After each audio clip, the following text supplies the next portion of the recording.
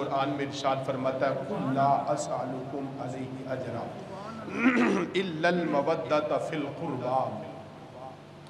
یہی آیہ مقدسہ کل آپ کے سامنے بھی تلاوت کی۔ امام الانبیاء صلی اللہ علیہ وسلم کو اللہ رب العالمین ارشاد فرماتا ہے میرے محبوب آپ کل کہہ دیجئے، آپ فرما دیجئے قُلْ لَا أَسْأَلُكُمْ عَلَيْهِ أَجْرًا، کہ میں تم سے کوئی سوال نہیں کرتا، کوئی اجر نہیں مانگتا، کوئی بدلہ تم سے نہیں چاہتا، مگر کیا چاہتا ہوں إِلَّا الْمَوَدَّةَ فِي الْقُرْبَى، صرف میری اہل بیت سے محبت چاہتا ہوں، اہل بیت کی مودت چاہتا ہوں میں۔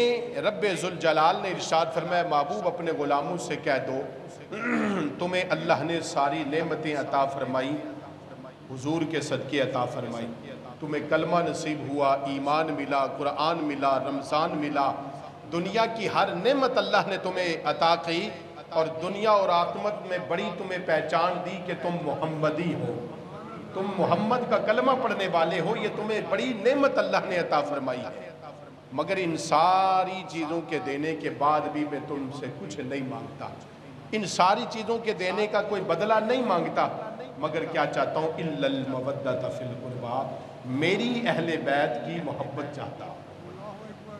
یہ اللہ رب العالمین کا فرمان ہے، اور ہمارے لیے ضروری ہے، یہ ہمارے ایمان کا حصہ ہے اہل بیت کی محبت۔ امام الانبیاء صلی اللہ تعالی علیہ وسلم نے سنن ترمذی کی حدیث پاک ہے، امام الانبیاء صلی اللہ تعالی علیہ وسلم نے ارشاد فرمایا وَأَحِبُّوا أَهْلَ الْبَيْتِ بِحُبِّي، امام الانبیاء صلی اللہ تعالی علیہ وسلم نے ارشاد فرمایا میری اہل بیت سے پیار کرو، وَأَحِبُّوا أَهْلَ الْبَيْتِ بِحُبِّي، میری اہل بیت سے پیار کرو، کس وجہ سے کرو؟ امام الانبیاء صلی اللہ تعالی علیہ وسلم نے ارشاد فرمایا جو میرے قرابت والے ہیں، جن کا میرے ساتھ تعلق ہے، ان کے بارے میں تمہارے دل میں کوئی کھوٹ نہیں ہونی چاہیے، کوئی کمی نہیں ہونی چاہیے، بلکہ تمہارا سینہ میری اہل بیت کے لیے پاک اور صاف ہونا چاہیے، اور محبت ہونی چاہیے۔ کیوں ہونی چاہیے؟ اس کا مقصد امام الانبیاء نے بیان فرمایا وَأَحِبُّوا أَهْلَ الْبَيْتِ بِحُبِّي، کیوں میری اہل بیت سے محبت کرو؟ میری اہل بیت سے پیار کرو میری محبت کی وجہ سے، جو تم مجھ محمد سے محبت کرتے ہو تو میری محبت کا تقاضا یہ ہے کہ جو مجھ سے محبت کرتا ہے وہ میری اہل بیت سے محبت کرتا ہے، اور تم میری محبت کی وجہ سے میری اہل بیت سے محبت کرو۔ اہل بیت اطہار علیہم رضوان اپنی ذات کی وجہ سے، ان کی ذات کی وجہ سے ہم سے پیار نہیں مانگا جا رہا کہ تم اہل بیت سے ان کی ذات کی وجہ سے محبت کرو، نہیں، بلکہ ہمیں کہا جا رہا ہے کہ تم محبت کرو محمد صلی اللہ تعالی علیہ وسلم کی محبت کی وجہ سے ان کی آل سے بھی محبت کرو۔ یہ ہے ہم سے اصل تقاضا جو کیا جا رہا ہے، جس کو قرآن بھی بیان فرماتا ہے، اور صاحب قرآن محمد عربی صلی اللہ تعالی علیہ وسلم بھی جسے بیان فرماتے ہیں کہ تم میری وجہ سے تم ان سے محبت تمہیں کرنی پڑے گی۔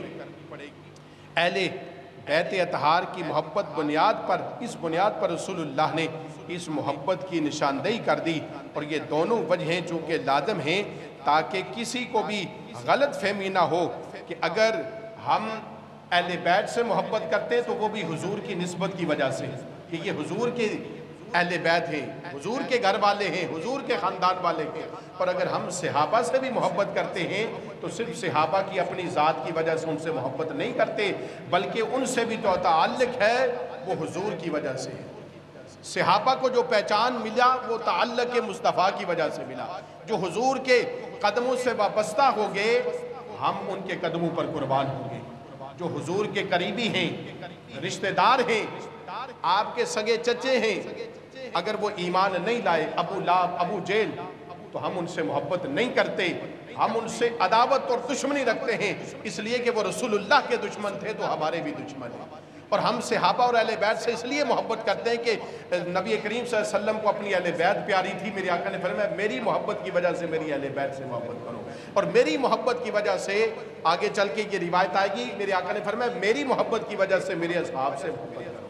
تو ہماری محبت صحابہ سے اور اہل بیت سے کس واسطے سے ہے؟ حضور کے ذریعے سے، حضور کے واسطے سے ہم شریعت ہم سے تقاضا یہی کرتی ہے کہ ہم آقا علیہ السلام کے اہل بیت پاک سے ہم محبت کریں۔ میرے آقا نے فرمایا جامعہ ترمذی فَمَنْ أَحَبُّهُمْ فَبِحُبِّي أَحَبُّهُمْ۔ امام الانبیاء صلی اللہ تعالیٰ علیہ وسلم نے ارشاد فرمایا، پہلے اصحاب سے جو ہے نا اہل بیت کے لیے فرمایا، اب فرمایا جس نے صحابہ سے پیار کرنا ہے تو اس نے میری وجہ سے کرنا ہے، میرے اصحابہ ہیں وہ، اور جس نے اہل بیت سے محبت کرنی ہے، پیار کرنا ہے، وہ بھی میری وجہ سے کرنا ہے، اس لیے کہ وہ بھی میری اہل بیت ہے۔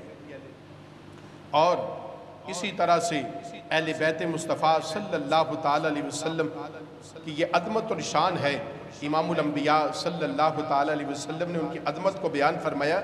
ترمذی کی روایت ہے، میرے آقا نے فرمایا انی تارک فیکم، انی تارک فیکم۔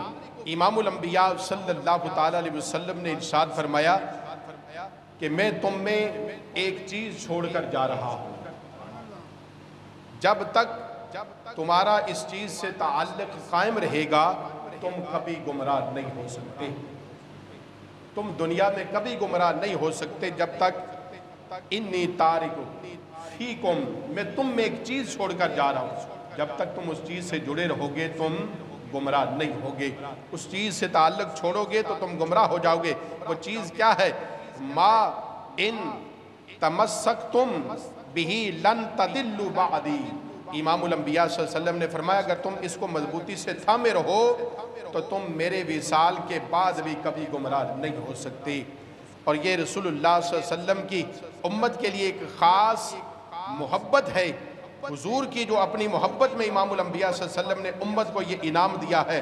آپ جانتے ہیں امام الانبیاء صلی اللہ تعالیٰ علیہ وسلم کے بعد کوئی نبی اور رسول نہیں، لیکن امام الانبیاء نے فرمایا ان تارک فیکم ثقلین۔ دوسری روایت میں فرمایا، یہ بھی ترمذی کی حدیث پاک ہے، ان تارک فیکم ثقلین ما ان تسکتم بہما لن تدلوا بعدی۔ امام الانبیاء صلی اللہ علیہ وسلم نے فرمایا میں تم میں ثقلین چھوڑ کر جا رہا ہوں۔ کیا چھوڑ کر جا رہا ہوں؟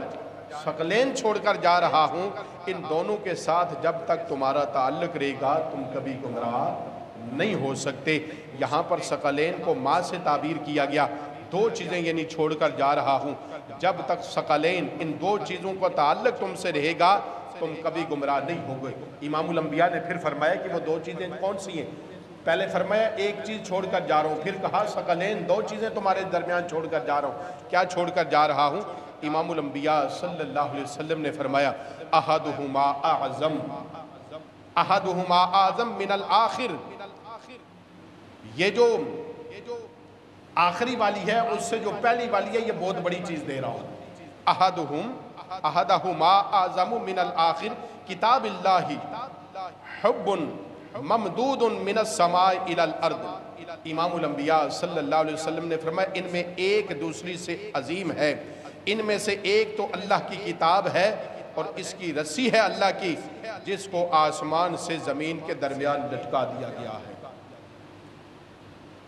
اس کتاب کو، اللہ کی کتاب کو، حبل محدود من السماء الى الارض، آسمان سے زمین تک یہ اللہ کے کلام، یہ کتاب اللہ کا قرآن تمہارے درمیان ہے، اس سے اپنا تعلق رکھو۔ اور دوسرا امام الانبیاء صلی اللہ علیہ وسلم نے فرمایا وَإِتْرَتِي أَهْلَ الْبَيْتِ، ایک تو قرآن چھوڑ کر جا رہا ہوں اور دوسری اپنی اہل بیت چھوڑ کر جا رہا ہوں۔ جب تک تم قرآن سے جڑے رہو گے گمراہ نہیں ہوگے، جب تک میری اہل بیت پاک سے تمہارا تعلق رہے گا تم کبھی گمراہ نہیں ہو سکتے۔ امام الانبیاء صلی اللہ تعالی علیہ وسلم نے ہمیں یہ چیز عطا فرمائی ہے کہ میں اپنی جو ہے اہل بیت تمہیں دے کر جا رہا ہوں۔ اور ایک روایت میں آتا ہے امام الانبیاء صلی اللہ علیہ وسلم نے فرمایا میں اپنی اہل بیت کے بارے میں تمہیں خدا یاد دلاتا ہوں، تمہیں رب یاد دلاتا ہوں اپنی اہل بیت پاک کے بارے میں۔ امام الانبیاء صلی اللہ تعالی علیہ وسلم نے ارشاد فرمایا وَلَن يَتَفَرَّقَ حَتَّى يُرَادُوا عَلَى الْحَوْضِ فَانْظَرُوا كَيْفَ يَخْلَفُونِ فِيهِمَا۔ رواہ ترمذی۔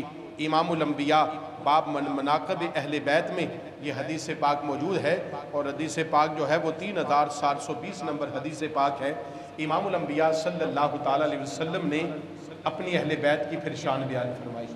جیسے پہلے کل اپنے خاندان کا ذکر کیا نا، خاندان کی عظمت کو بیان کیا، آج امام الانبیاء نے قرآن اور اہل بیت کی شان کو بیان فرمایا۔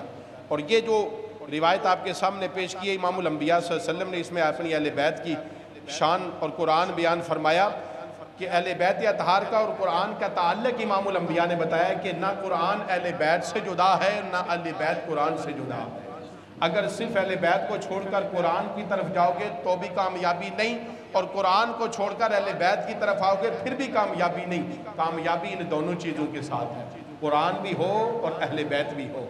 اور اس کی عظمت کیا ہے؟ امام الانبیاء نے فرمایا فَلَنْ يَتَفَرَّقَ حَتَّى يُرَادَ عَلَى الْحَوْضِ۔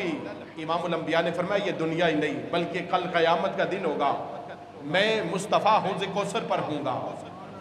لوگوں کل قیامت کا دن ہوگا، حشر کا میدان ہوگا، رب ذوالجلال مجھے حوض کوثر عطا کرے گا، میں اپنے اس حوض کوثر پر ہوں گا۔ امام الانبیاء صلی اللہ علیہ وسلم نے فرمایا پھر کیا ہوگا؟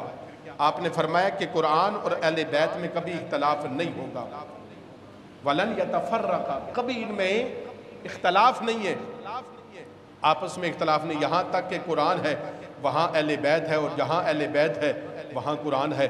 جب یہ دونوں کل قیامت کے دن اکٹھے ہو کر سفر کریں گے، کس جانب جائیں گے؟ وہ حشر کے میدان میں، یہاں تک کہ امام الانبیاء نے فرمایا میں حوض کوثر پر کھڑا ہوں گا، میں حوض کوثر پر ہوں گا۔ پھر کیا ہوگا؟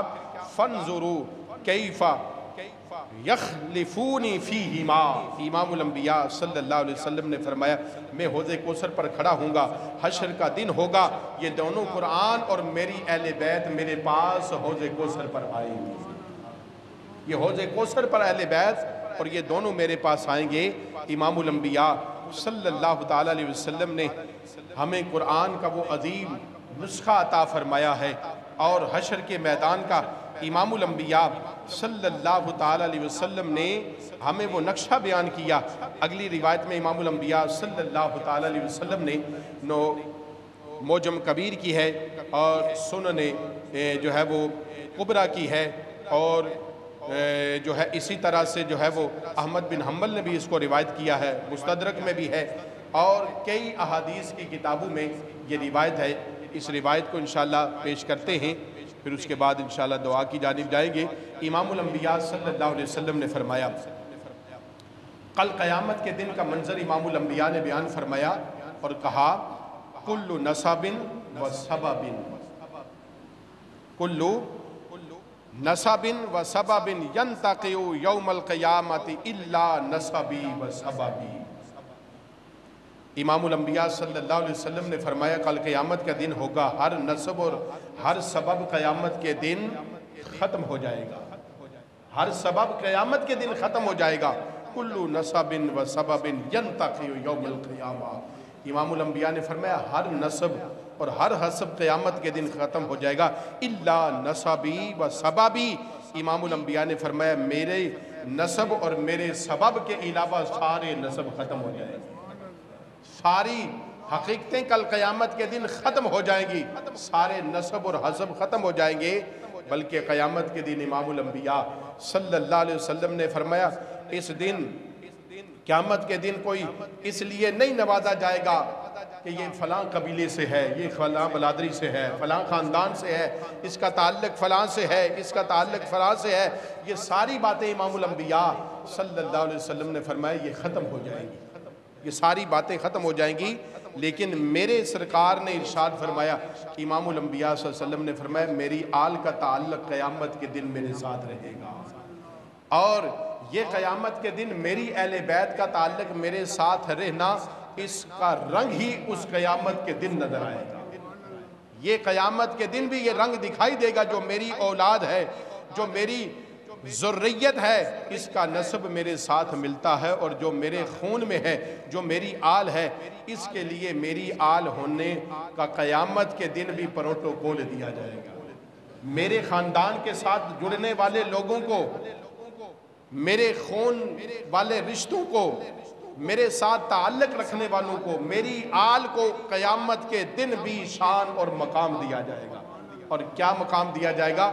ان کا نسب اور سبب ختم نہیں ہوگا، بلکہ کہا جائے گا یہ امام الانبیاء کا نسب اور حسب ہے، یہ آپ کا خاندان ہے، یہ آپ کی اہل بیت، الا سببی و نسبی۔